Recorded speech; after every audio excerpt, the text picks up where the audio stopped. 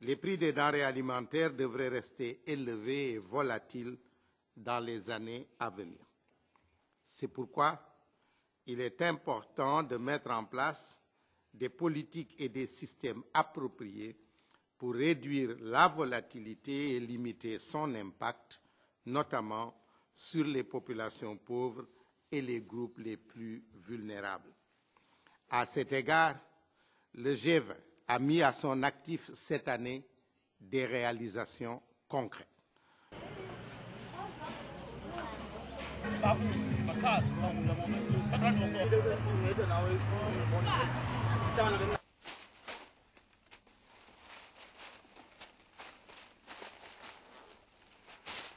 Depuis des années et des années, on fait des conférences de donateurs.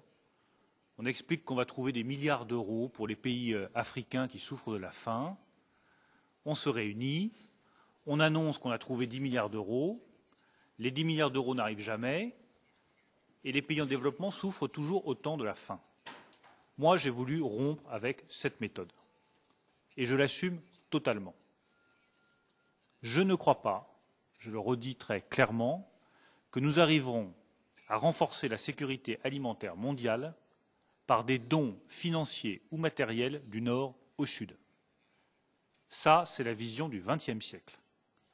Moi, je défends une vision du XXIe siècle, dans laquelle nous aidons les pays en développement à être autonomes, indépendants, à avoir leur propre sécurité alimentaire. Et je pense qu'1 euro qui est donné pour la recherche sur le génome du blé résistant au stress hydrique en Afrique est plus utile que 1 euro pour payer un sac de riz pour les pays africains. Je vous dis les choses